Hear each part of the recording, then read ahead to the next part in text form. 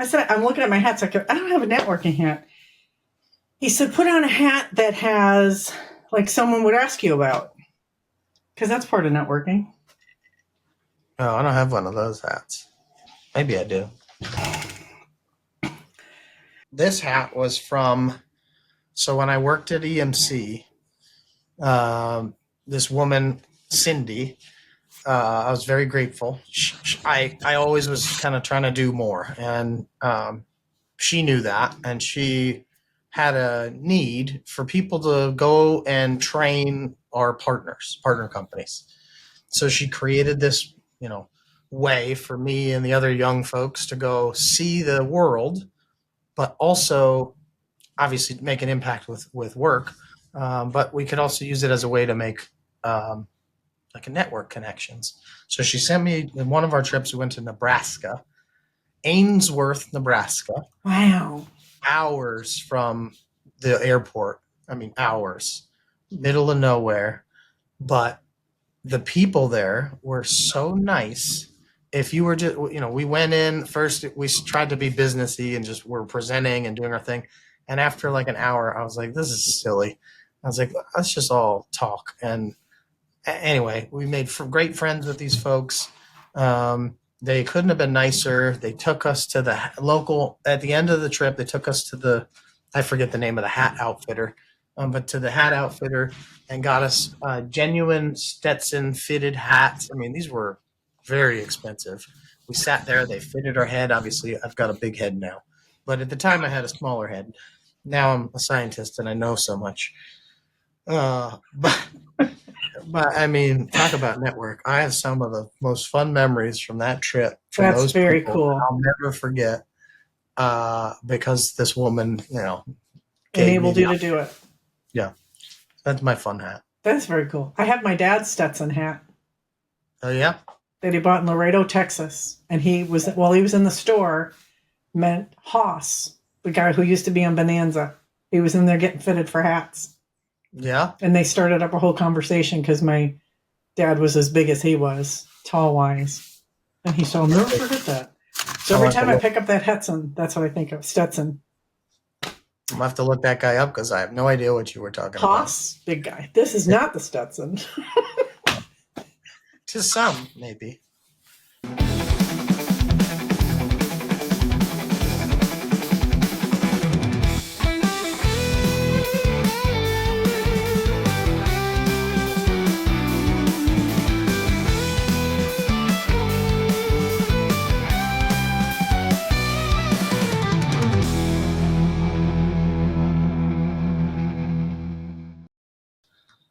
Yeah. So welcome everybody to another episode, Mom and I. Hello. Yes, today's all about making connections, building bridges before you need them, networking, building your well, whatever you want to call it. I don't think we'll have to come up with a good title. Yeah. Fun hats. Throw you way off. Just to confuse you. Yeah. And then we'll just start with the hat story and then it'll all be about networking. But I think that hat story was a good move into, like, at the time I'm doing these things, I don't really realize what you're doing.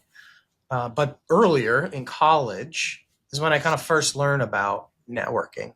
And I remember, I don't know why they did it, but it was at like I don't know if it was orientation or pre-orientation, and they had like an etiquette class, but it was a networking and etiquette class. And I went, and it was very formal. Times have definitely changed, but you had to be, very proper. And they taught us about the forks on the left and the spoon to the right of the knife and all that thing.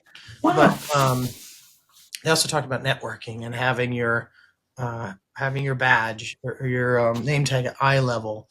But, you talked about in another episode, having it on the arm of the hand you shake. Like, that wasn't something they told us. So it was interesting to learn then, like, this need for a network. And it was all about, at that point, they pitched it as like, that's a way for you to go be successful with like your career.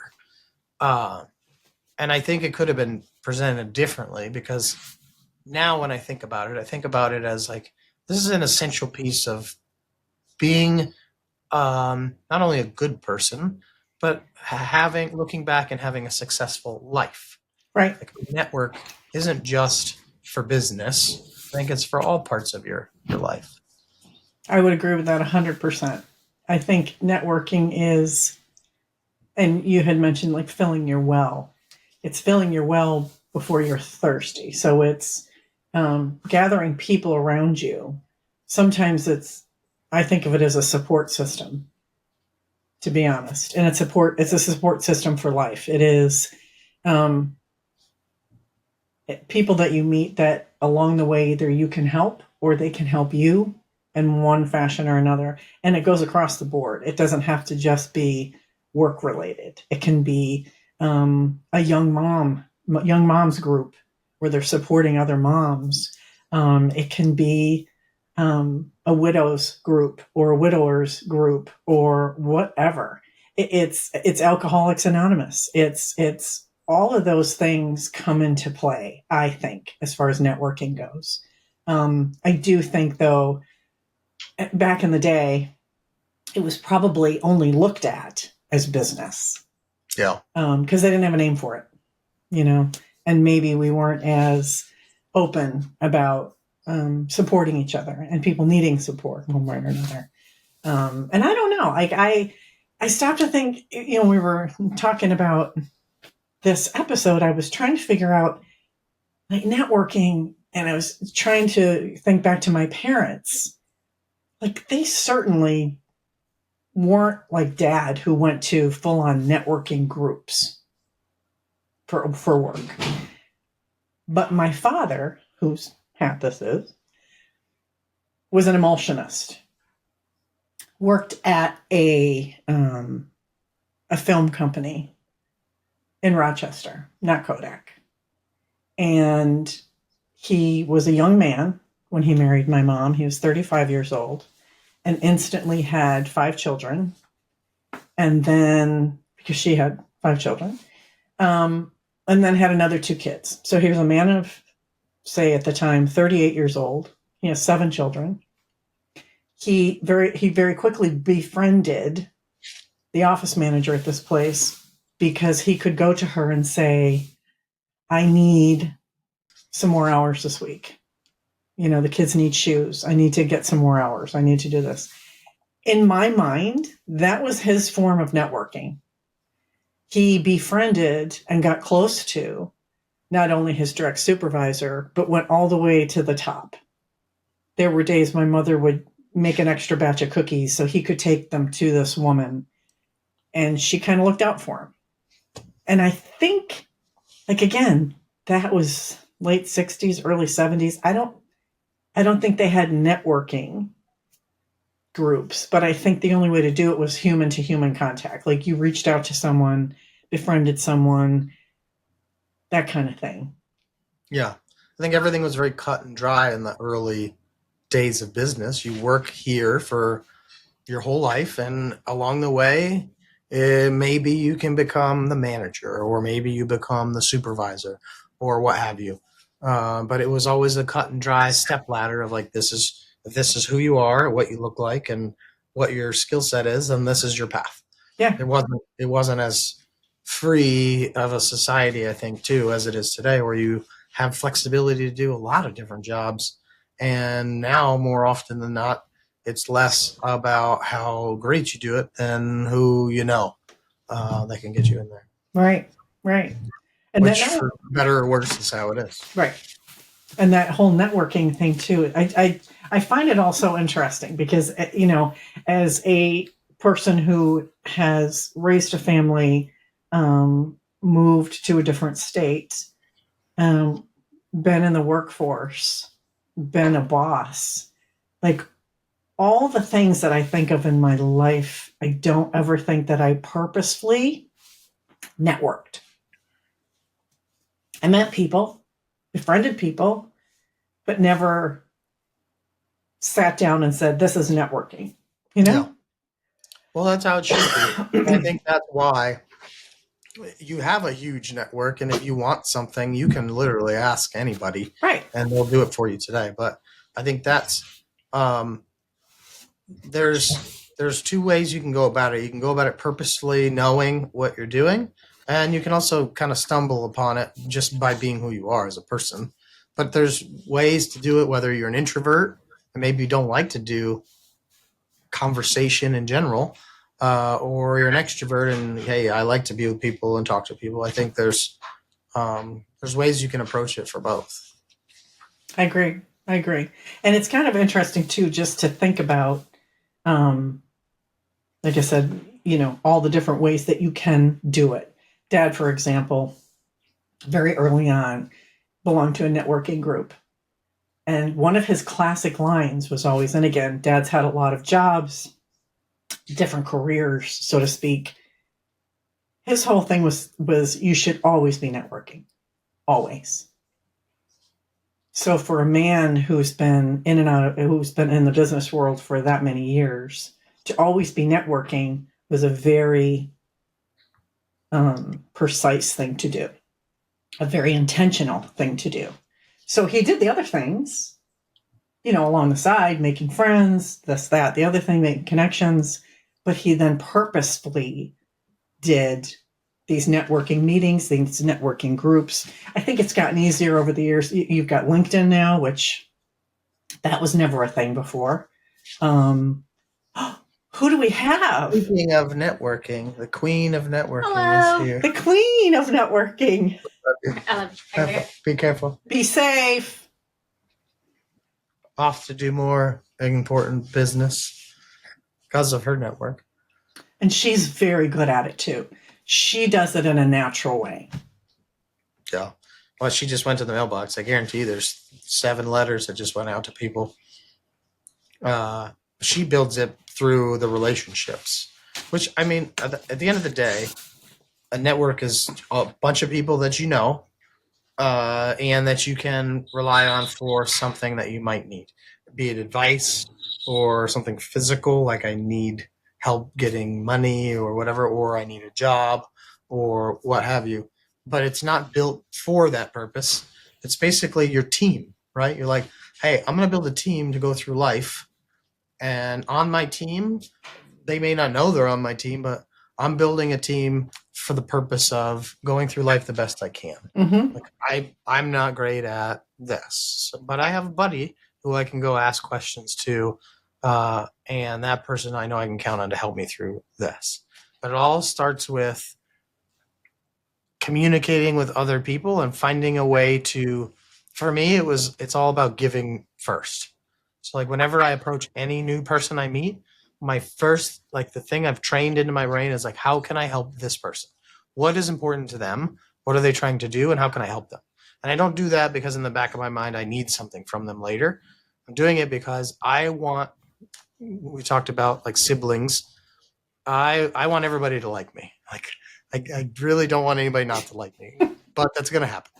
But from that perspective, from that like part of my being, I want this person to think of me as somebody they can count on. Right. And in reality, I'm asking them if I can help them with something, and maybe I give them something small. Maybe whatever. But it goes back to our names and our looking at people for who they are, writing down, hey, I met Sue and John, and this is what they told me, and here's what they care about. Right. And then in 6 months from now or 6 weeks from now or whatever, I find something that they care about and I can help them, I can give it to them. That is how you build, to start to build a network. It's like, how can I do something to help somebody else? Absolutely. And build that trust, Absolutely. And it's so interesting because I don't even think it's just our species. We talk very much about the people that kind of surround us in our life, our network of people, or our tribe, so to speak, that surround us. Who I always say to Dad, I'm always so amazed by the people that are in my world. They say that you attract like people, which is a huge compliment to me if that's the truth, because the people that I consider my tribe are amazing, amazing human beings. But one of this group that I was actually with a couple weeks ago, we started talking about um, elephants and how female elephants, when one of the elephants is going through something, all the female elephants surround this one elephant, whether it's giving birth, whether she's at the end of her journey and is passing, whatever it is, these other elephants come around her and shield her from the outside world till she's done going through whatever she's going through. Like that's a network. And that's one of those, you don't even think about it, but I think as humans we do the same thing, right? We're going through something, we have a tendency to, I mean, I found that with going through cancer. All of a sudden I'm surrounded by this tribe, and they may not even know each other, but they're all surrounding me, kind of going, you got this. We're here if you need us. If you don't need us, it's fine. Just know we're thinking about you. Um, it always it impresses me. It always impresses me. Yeah. It's neat to think about. I mean, at the end of the day, the best way, the best tip you can give anybody is just don't be selfish. Like that's the Yeah. only thing you really have to keep in your mind. But it's fun to me, like through the hurricane I got to work with the government and I got to connect with some people. And then since then I found those people that actually live in our town, and I sat down and talked to that person and got to know them and find out more about them. And now I've got a new friend from something that just happened to me. I wasn't looking for it, but it took me having to sit down and talk to them to find out more about them. And I think that's one of the cool things that you can really do is whether it's on LinkedIn or gaming system, because maybe you're an introvert, I was just going to say that. or Yeah. in person, whatever. Take 2 minutes, because it really doesn't have to take more than 2 minutes, and just ask the person about themselves. Hey, what got you working here, or what what do you like to do with your family, or what's your goal? That's a cool Those things hat. open up, yeah. I mean, those things can open up a shared interest or experience that can then immediately tie you and exponentially make you closer to that person, and then that's the start of your like continuing relationship of that network. Yeah. And the more and more of those you do, now you've got this huge vast expanse, and social media helps put it all together, so no longer is it like I've got to pick up the wall phone and Right. make phone calls, but I could put a note on LinkedIn or Facebook or Instagram or whatever. Hey, everybody, like I'm having a rough day. This is what's going on. Or, hey, everybody, I'm looking for a new job. Or, hey, I've got something. Or I met this person that needs something. Does anybody know? And now suddenly you've solved whatever that problem was, because all these people that you've now met over the years and had a conversation with and expanded on it are there to help as a team. Absolutely. It's crazy. And I I don't know. did, and I think that it is, I kind of feel bad for and wish there was something I could say to people who have a hard time doing any of those things. Because again, in this climate, this day and age, we have an awful lot of people with an awful lot of emotional issues. And I sometimes think that it's because they don't have that network of people. They haven't found that network of people. Yeah. But I think how lonely that must be to not have the capacity to be able to put your hand up and say, I need some help. I just need some help. Now, there are all kinds of agencies out there and whatever, but if you haven't made those connections with people previous, it's very hard to walk up to a stranger on the street and say, I know you don't know me, but I'm in serious need right now. Like that, first of all, most people would be like, like, I don't even know you. Yeah. I think that goes back to that whole, dad's classic line is, what is it? Dig your well before you're thirsty. So have that network of people before you even need them or before they need you. Already have that in place.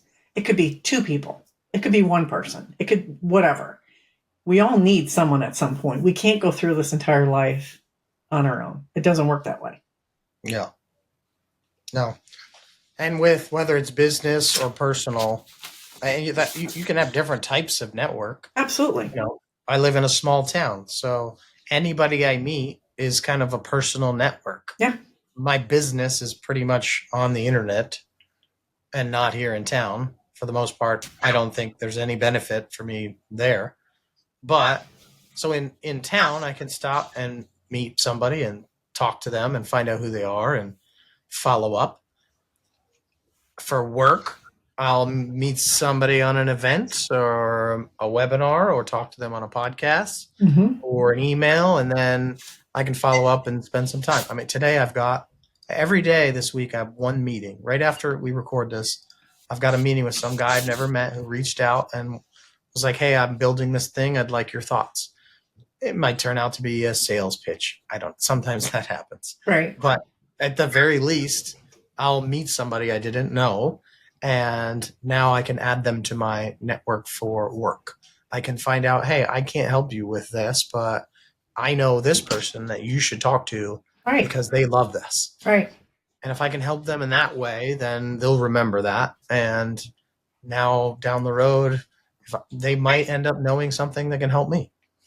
And like you said, a network it can be all these circles. I think of, like you said, work. You know, you're a dad. You're a community member. You are a coach in a sports team. Like, you have all of these, which I think is fascinating. What I think is really fun is when you see some of them merge or overlap. Yeah. And you end up sitting in a room and you're like, wait a minute, this is so crazy. Like, I know these people from here and these people from here, but we're kind of all in the same room. I think that's so cool. Because now you've facilitated their networks being expanded. That's just so cool. It's so cool to be able to do that. It's neat to be able to be that kind of a facilitator and make that happen. It's cool to cross those two.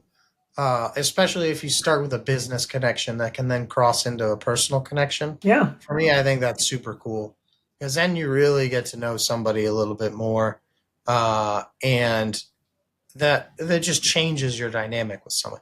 If you talk to them about work all the time, then that's kind of how they think about you. Yeah. But if you find a way to, you're talking about your kids and what you guys did on the weekend, and you remembered something about their birthday or whatever. Like, now you're bridging a different gap, and it changes how people think about you as well, which is like, oh, they're not just the stiff person I had to work with to work all the time. They're somebody I would. Years and years ago, when my mom worked at Sears, she started working at Sears when she was in her 40s, no, 50s. And she would always make a point of stopping at the candy counter on Friday night when she would leave work. She worked in the jewelry counter. And she would always stop at the candy counter and buy 6 nonpareils, little chocolates with the little white beads on them. This gentleman waited on her all the time. His name was Dave. And they would chit-chat. They would, whatever. How was your week? How was your day? She only worked part-time. She worked in the evenings. And about a year after she started, the guy on the candy counter got a promotion. He was now her boss over the jewelry counter. And I remember her coming home and she was so excited. She's like, this guy, she said, we've had conversations in the past year. I've gotten to know him. I know his family. Like, she knew all these things about him. And he, in turn, knew about her, knew that she had 7 children, knew that she was working to put her daughter through a private Catholic high school, like all the things. He then became her boss. And from that moment on, basically took care of her. Made sure she got increase in pay. Made sure that if she, they had come to her at one point and said, we need to put you in a different department. She didn't want a different department. And he was like, no, she stays here with me. Like, and again, it was a network that didn't start out that way. Yeah. It was a conversation about nonpareils on a Friday night that turned into this really cool relationship. And I remember being in high school, and he had a dinner party at his house and invited my mother, and she took me. And walking into this room, now again, I knew my mother as my mother. I did not know her as an employee. Walking into this room and being surrounded by all these people she worked at Sears, and having them tell me like all these really cool stories about her and how much they loved her and blah, blah, blah, was the neatest thing for me. I got a glimpse into her network, and it was so much fun. That was so much fun. It's a memory I'll never forget. That's a good one. I was right before you told that story. I was going to tell a story, but it is not anywhere close to that good. I'm sure it's good. Mine was about food.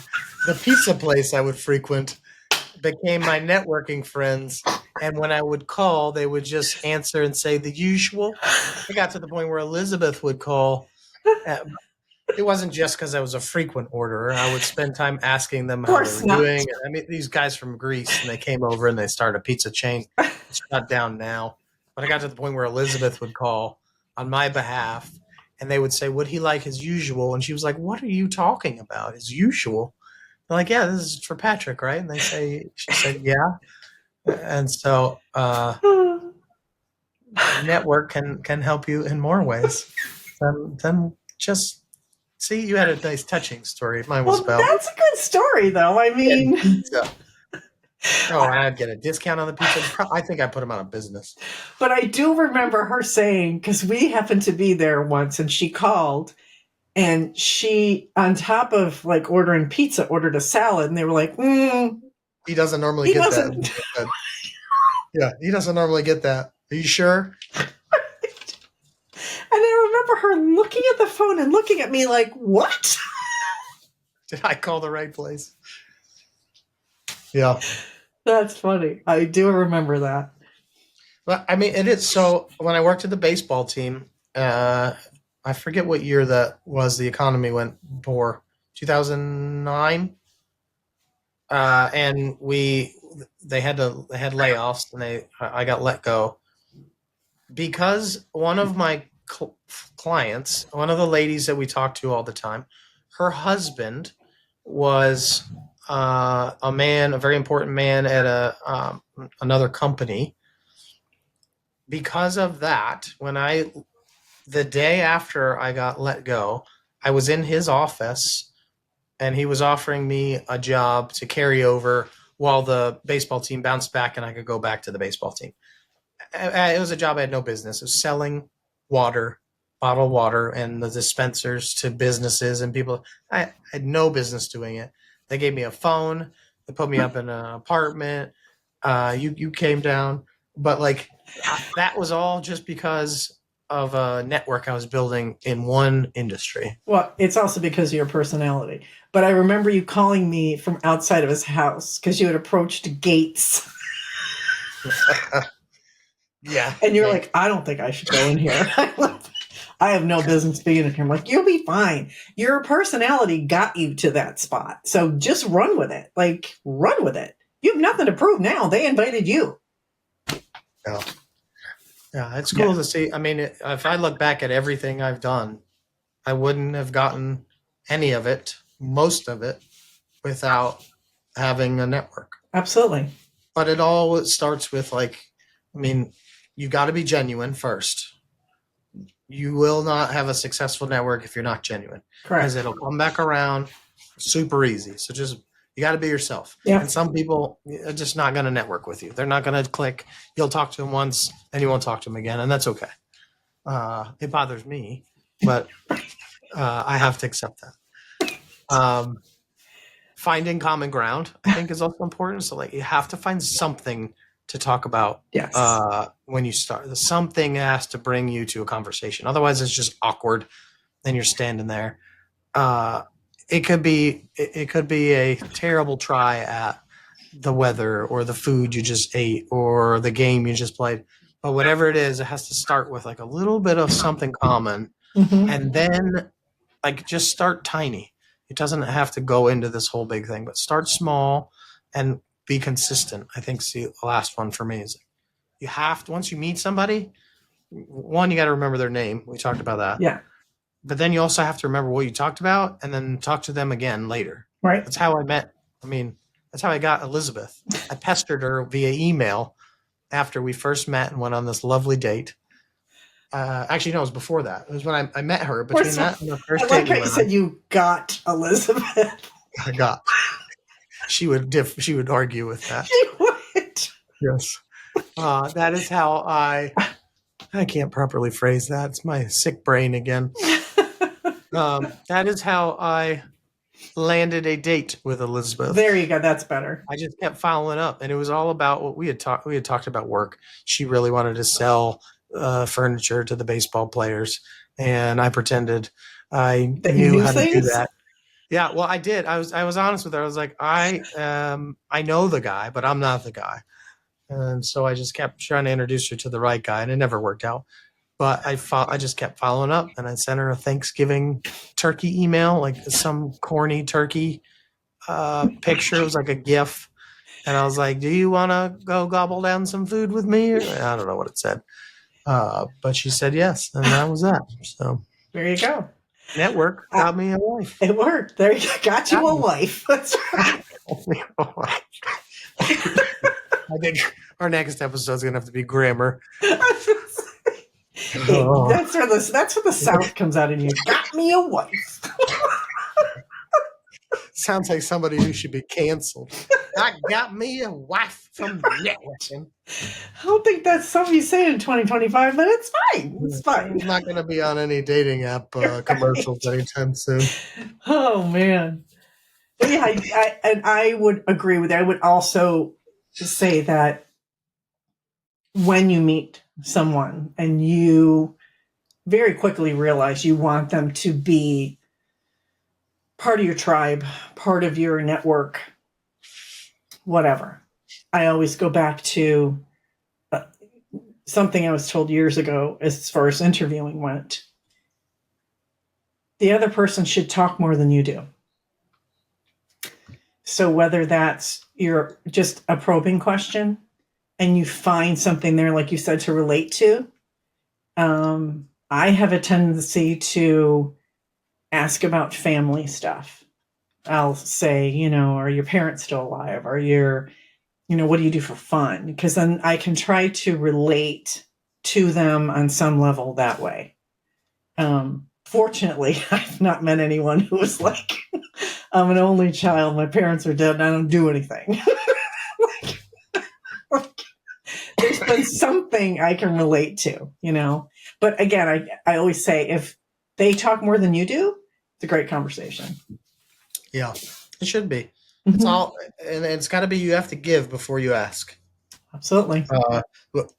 At my post college, kind of end of college, is where I really learned the network, sports management. We travel. We went to conferences, and we got to go to Savannah, and it was all just meeting these people and meeting these speakers. And I remember everybody I met had a cool job. They worked for the Orlando Magic or ran the ECHL or worked at this team. And for me, I wanted to go work in sports. And so I just took all their cards and I would go meet them in person. And I'd write down something I learned about what they were talking, what did they present on, what they talk about. And then I would email them. Was it email at the time? Yeah, we had email. Yeah, you did. I don't think LinkedIn was a thing yet. No, it wasn't a thing yet. But I would email them. I just had a book of cards, like you have trading card books. I remember that. My network book, I called it. Somewhere I've still. Your dad had one of those too. Yeah, business cards galore, and on the cards I'd write little notes, and then I started an Excel sheet with everybody I'd met, when I met them, where I met them, what I talked about, and I would start this monthly email where I would just keep in touch with these people to just say, hey, it's me again. I hope everything's going great since we talked last. And some people never wrote me back the first time. No, because they were yelling, creeper. Yeah. Well, they didn't know I had Is this the guy that he got his wife? Yeah, he said he got me a wife from the network. Oh, boy. She's going to watch this one and go, I wish I never popped in. That's that's why my wife leaves on business trips.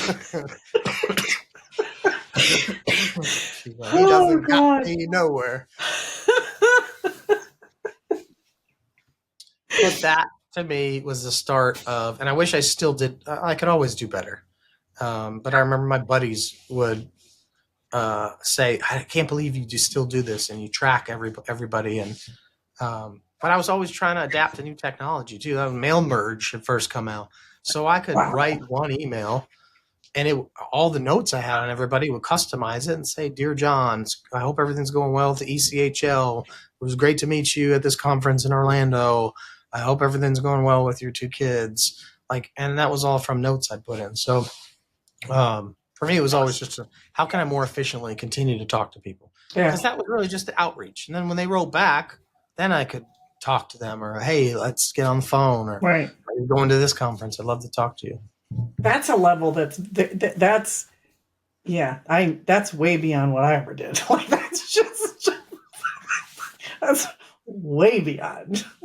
Even for work, I didn't do that. But I was much more the I'm the person who would, instead of an email, I probably would send you a card. You know what I Yeah, mean? which is an even better way to I do would it, though. send you a note. I would send you, if you told me you love Snoopy, then I'd probably get you a Snoopy note card and send it to you and say, hey, I saw this today and thought about you. Hope all's well. Yeah. I never did the whole spreadsheet thingamajigger thing, though. I just, first of all, I didn't have time. I didn't have time. Mother of three, working full time. I didn't have time for all that. But Yeah. I think however you do it, however you choose to do it, however you're comfortable doing it, as long as you do it, I just think it's important. It's like you said before, it's not only just for work, it's to get through life to the next thing. And again, like you have mentioned before, at the end of the day, when someone is standing over my tombstone, I want them to have nice things to say about me or a funny story or and selfishly I want there to be a crowd. I don't want to be forgotten. And I think the way to be not forgotten is to forge those relationships, those bonds, those networks, those tribes, those however it is. And again, we get so much more out of it than we ever give. I'm convinced of that 1,000%. And it's so cool when you can see the first time you get to help somebody else, it feels so good. Mm-hmm. The first time you help somebody get a job or connect them to somebody who has a job that they can then interview for, or maybe they need their car broke and you've got a great mechanic. Those things are what makes me feel good every day. Yep. And not everybody has to feel. You don't have to feel that way, but that's what makes me want to do it. And yeah, I don't want to be alone in the end. I want my legacy to be that he was somebody who would always try to help. Yep. Whether that was direct or indirect, and I want my kids to see that too. Absolutely. I want them to see that no matter what, I'm always trying every day to help just one person. Like, I think that's a great mantra. Try and do one good thing for somebody every day. Absolutely. It can be super small, but if you that's what I want to do every single day, and that's what I still try to do every day. Yeah, and that should be. And again, people think it's a lot, or they hear that and they go, "Oh, forget it. That's too much." It isn't as much as you think. It isn't. No. It's not. It's not a thing. We were always really fortunate, and I remember saying this. Your graduation party from high school a long time ago, and people would come up to us and just say, "Oh my gosh, you did such a great job with Patrick. Like, he's such a good guy." And my response is always to that. It takes a village. It takes a network. It takes a tribe. It takes a community of people to help parents, I think, raise children. For good, bad, or ugly. I mean, you could have seen something that somebody did that was like, oh, I'm not doing that. That's not who I'm going to be. or you see someone who you model your life after that you say, yeah, I want to achieve that. And that's what you do for your children. They look to you and to Elizabeth and say, there's our roles. There's our role model. There's the bar. Like, we got this. We can totally do this because it's part of their everyday life. Yeah. Yeah. That's what we're trying to do. Yep. Well, you're doing it. You got your wife and you got your children. So Success.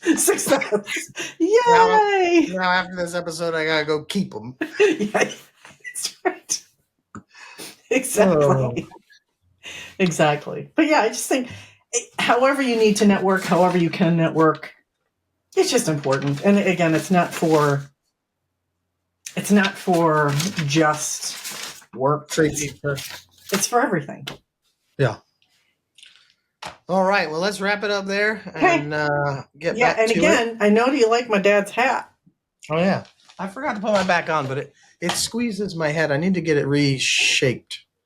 If I just kind of leave it on like this, I look a little bit like I'm trying too hard. It looks like it doesn't fit. Like you should pull it down more. Well, I should, but if I put it on like I'm supposed to wear it, it certainly ain't going to fall off my head. But it looks very good like that. I got it stuck to my head. And it gave you an accent. Yeah. Sure did, man. Yep. So you don't know who Hoss is? Really? How old am I? I know I got gray hair, but I when I was sick, you didn't put on. I'm going to tell you who it is. Don't go anywhere. I'm going to tell you who Hoss is. Sounds like what the pizza place ended up calling me after I hung up the phone. Boss? Hoss. No, I said boss. Oh. Wait, boss? I thought you said Hoss. I said Hoss, and you said sounds like, and I said boss. Oh, no. No? Hoss is me after I eat at that place with this hat on. That's so funny. Here, his real name was Dan Blocker. Oh, yeah. Do you see his picture? Can I show you his picture? That's what I look like right now? That's a bowling hat. No, that was the guy my dad met at the Stetson store in Texas. In Texas. I forget the name of the town. Doesn't matter. He went in there to buy his Stetson that I have. And he was so excited because he looked over and Dan Blocker was standing there trying on the same hat. And they started a conversation. So cute. My dad met a lot of celebrities in the day. His network was very large, even though he didn't think it was. He met the Queen of England. He met Dan Blocker. Grew up in a cool time. And he met the guy who played Gilligan on an airplane. But, yeah. Not the one that took him to his boat. No. That was a joke because the boat got lost. Right. Bad joke. All right, let's end it on that lovely joke. Thank you for watching another episode. Mom and I, Unfiltered. Yep. Thanks for hanging with us. I hope to see you again soon. Like and subscribe. Yep. And don't forget, next time we see you, you should have got your network. Giddy up. Giddy up. Although I look like a clown, so I shouldn't say giddy up. I'm riding the bull and you're the rodeo clown. Oh, perfect. Yes, it's exactly how this was supposed to go. Perfect. Bye, y'all. That's it for today's episode of Mom and I Unfiltered. Thank you for joining. Thank you for listening. Stay tuned for another episode coming soon. I'm your co-host, Patrick Riley, alongside my mom, Kathy Riley. Have a great day.